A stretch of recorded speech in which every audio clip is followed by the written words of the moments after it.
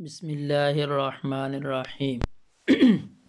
النوع الخامس، پانچویں قسم، حروف تنصب الفعل المضارع، ایسے حروف جو فعل مضارع کو نصب دیتے ہیں۔ وہی اربعۃ احرف، اور یہ چار حرف ہیں، ان ولن وکی و اذن۔ نمبر 1 ان، نمبر 2 لن، نمبر 3 کئی، نمبر 4 اذن۔ فَإِن لِلْاِسْتِقْبَالِ، پس ان میں سے ان مستقبل کے لیے ہے۔ وَإِن دخلت علی الماضی، اگرچہ ان ماضی پر داخل ہو۔ نحو اسلمت ان ادخل الجنۃ، اس کی مثال جیسے میں اسلام لایا تاکہ میں جنت میں داخل ہو جاؤں۔ وَأَن دخلت الجنۃ، اور میں جنت میں داخل ہو جاؤں۔ وَتُسَمَّى هَذِهِ مَصْدَرِيَّةٌ، اور اس کا نام یعنی ان کا نام ان مصدریہ رکھا جاتا ہے۔ وَلَن لِتَأْکِیدِ نَفْیِ الْمُسْتَقْبِلِ، اور لن مستقبل کی نفی کی تاکید کے لیے آتا ہے۔ مثل لن ترانی، اس کی مثال جیسے تو مجھے ہرگز نہیں دیکھے گا۔ وَکَیْ لِلسَّبَبِیَّۃِ، اور کئی سبب کے لیے آتا ہے۔ مثل اسلمت کئی ادخل الجنۃ، اس کی مثال جیسے میں اسلام لایا تاکہ میں جنت میں داخل ہو جاؤں۔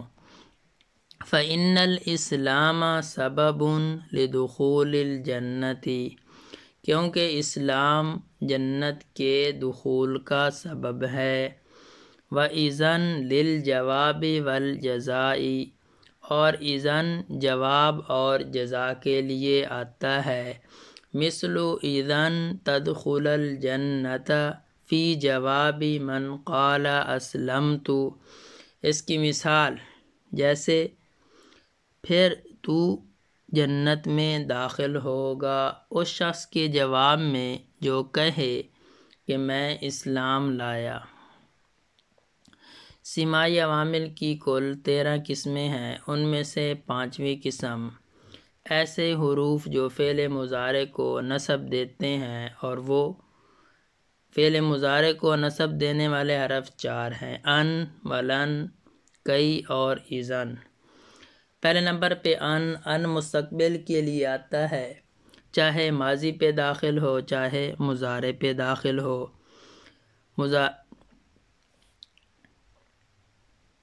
مضارع کی مثال اسلمت ان ادخل الجنۃ، اور ماضی کی مثال اسلمت ان دخلت الجنۃ، اور اس ان کا نام ان مصدریہ ہے۔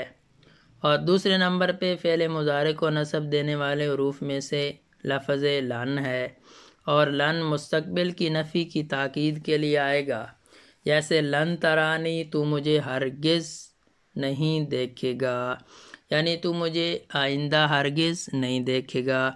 اور کئی سبب کے لیے آتا ہے، یعنی وجہ بیان کرنے کے لیے۔ اس کی مثال جیسے اسلمت کی ادخل الجنہ، کہ میں اسلام لایا، وجہ کیا ہے؟ تاکہ میں جنت میں داخل ہو جاؤں۔ اور اذن فعل مضارع کو نصب دینے والے حروف میں سے چوتھا اذن ہے، اور اذن جواب کے لیے بھی آتا ہے اور جزا کے لیے بھی۔ جواب کی مثال ذکر کی کہ کوئی شخص کہتا ہے اسلمت، میں اسلام لایا، تو اس شخص کے جواب میں آگے سے دوسرا شخص جواب میں کہے گا اذن تدخل الجنہ، تب تو جنت میں داخل ہو جائے گا۔